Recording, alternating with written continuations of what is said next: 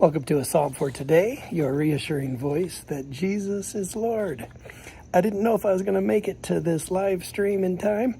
Just made an airport run and got home just in time to keep our schedule. I trust that you are well, that you're walking in the favor and blessing and anointing and grace and mercy of God. This week we are considering the idea of Psalms to mitigate fear.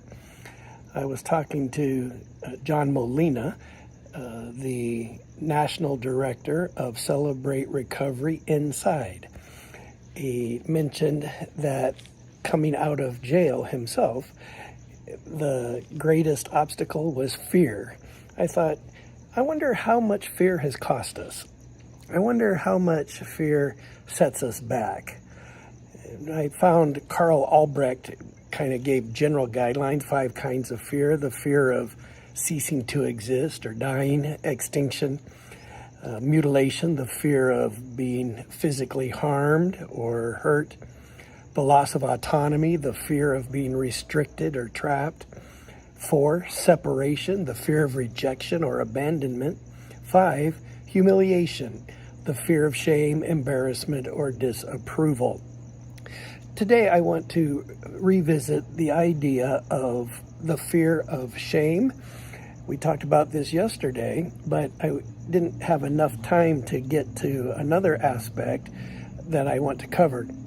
And that is, Jesus highlighted and emphasized, blessed are the poor in spirit. When we think about our poverty of spirit, we realize we can't save ourselves, we can't fix ourselves, we can't heal ourselves, we can't guide ourselves. There's just very little that we can do. We really are poor in spirit. We need God. We desperately need His presence and His grace and His strength in our lives. And so we're poor in spirit. And we can't even do what we want. Paul said, the good that I would, that I do not. And that which I would not do, that I do. Paul was saying, you know what, I'm struggling with this. I have some friends who think that once you're saved, you never sin again. And I said, well, look at Paul. And they said, oh, he was speaking rhetorically. I don't think he was speaking rhetorically. He was saying he struggled with this, in my view. Well, we are poor in spirit. The next part of the Beatitude is blessed are those who mourn. The reason we mourn in the flow of the Beatitudes is because we're poor in spirit. We are hopeless without God. We mourn. We mourn our inability. We mourn the sins against ourselves, the things in our lives that damage us and others. We mourn that we can't stay on the right path. We mourn. And the fact that we're poor in spirit and we recognize our helplessness without God and our hopelessness without God, we mourn. Well, when it comes to the fear of shame or the fear of embarrassment, it could drive us into isolation. But what we want it to drive us to is to poverty of spirit.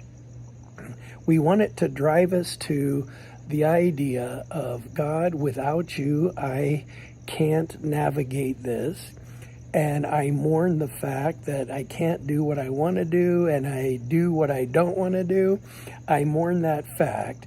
And if what you're asking me to do embarrasses me, it will be good for me because you asked me to do it, and it brought me poverty of spirit.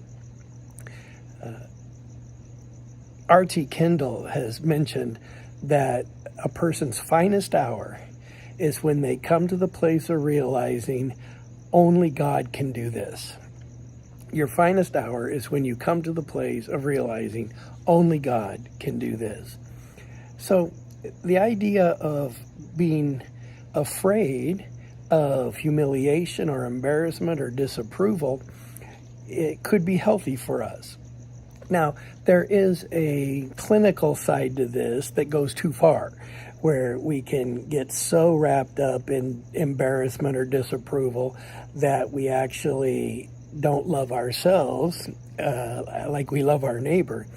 So there's a balance, but we want to have in our lives a sense of humility that, yes, without him I can do nothing. Without him I'd surely fail. Without him I would be drifting like a ship without a sail. I emphasize ship without a sail because when I was little, I thought I sang it with all my heart, like a sheep without a tail. Well, you don't want your preacher, for example, to step out every Sunday knowing he can do it or she can do it. You want them stepping out knowing, God, if you don't come through, this service is just going to be a club. This service is just going to be a speech, a TED Talk, instead of an anointed message from on high. So there's something good about embarrassment. There's something good about being disapproved.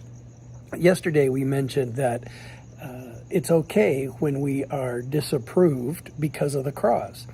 We preach Christ and him crucified, and it's foolishness to the world. They disapprove. I told you about a friend who wouldn't talk to me for a couple of weeks, new man that I met at my mission trip at McDonald's, because I went to the Charlie Kirk funeral. And to him, I was a bigot. To him, I was anti-homosexual. To him, I thought all homosexuals should die, et cetera, et cetera.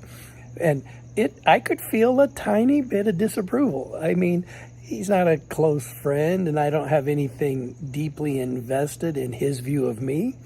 But we say, God, I'm willing to receive disapproval of that type. The disapproval that we don't want to walk in is inaccurate disapproval. For example, if, like you might say, I'm so clumsy. Well, probably you aren't. You've probably had a clumsy minute or two in your life, or maybe you've had a clumsy minute or two 1,000 times in your life. But you don't disapprove of yourself, see?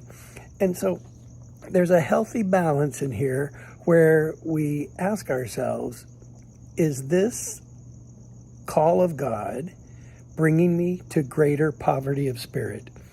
Is this call of God bringing me to greater humility?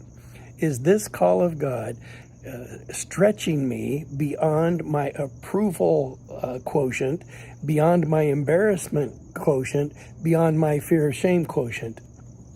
They say the number one fear, I don't know who measures it, is the fear of public speaking.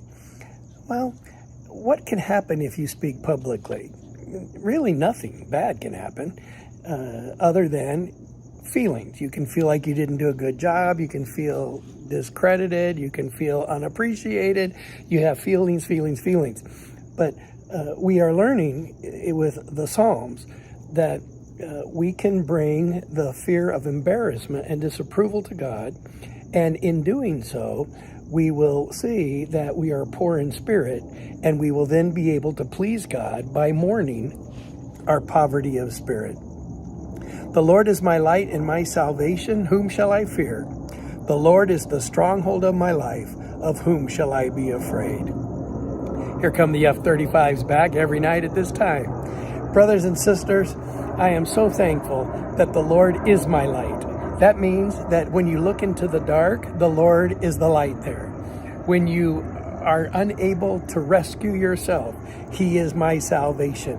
Because he is my light in the dark and he is my salvation, whom shall I fear? We don't need to fear embarrassment, fear shame, fear disapproval. We're able to rest in the goodness of God. We're able to rest in the fact that poverty of spirit is good for us and that we are then able to mourn. My 10 minutes is about up and the jets are loud. So I love you. God bless.